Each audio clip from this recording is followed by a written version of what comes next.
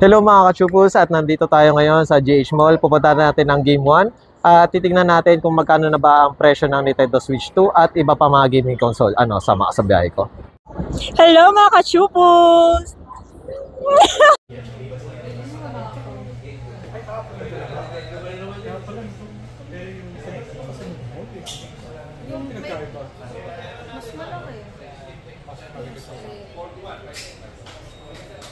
Pero yung games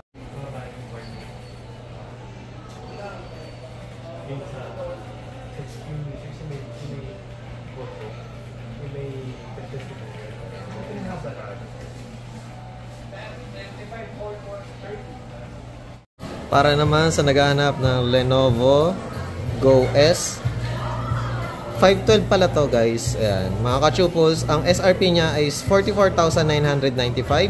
Kapag straight cash naman is 42,995. At pwede pala siya na 12 months, zero interest, BPI tsaka BDO. Ayan.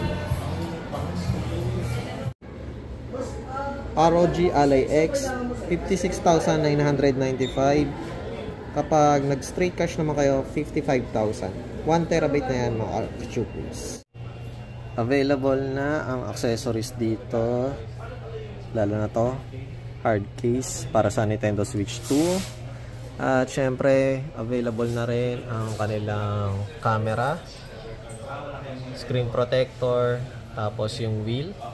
Yan. At kung kailangan nyo ng separate na Joy-Con pa, yan, mga grips. Available na ang Nintendo Switch 2 dito sa Game 1 at syempre sa iba't ibang outlet din ng Game 1. Kapag bumili kayo ng Nintendo Switch na walang Mario Kart Edition, 28,750 ang kanyang SRP. At less 1,000, 27,750 kapag straight cash. Kapag naman sa Mario Kart World na may kasama is 30,950 at less 1,000 uli, 29,950. At available pa rin ang Nintendo Switch OLED nila, ang Neon at ang Color White. Price naman para sa Nintendo Switch OLED, 13,595 ang kanyang SRP. At 13,195 naman kapag mag-straight cash kayo.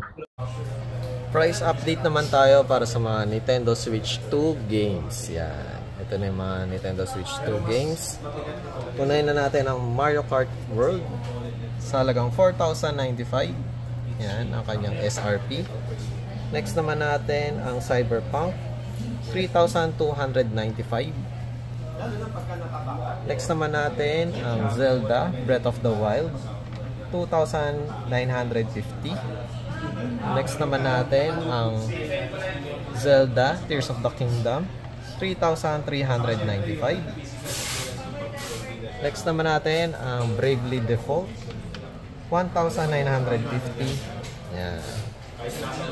At available pa rin dito sa Game 1 ang mga Nintendo Switch 1 games. Mga ka-chupus, ayan, update tayo sa PS5. PS5 Slim Digital, 25,990. Kapag straight cash naman, less 1,000, 24,990.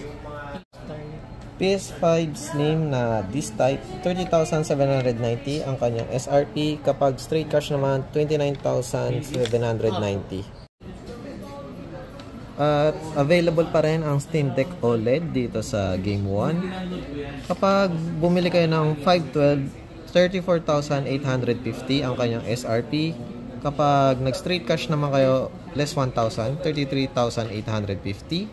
At kung 1 terabyte naman ang hanapin nyo, ang kanilang SRP is 41,595 at 40,595 naman pag straight cash. Upgradable up to 2 terabyte pala ang Steam Deck guys. Yan. Ito yung OLED version. Hello mga ka-chupus, at ngayon ay nandito tayo sa Green Hills at kasama natin si Sir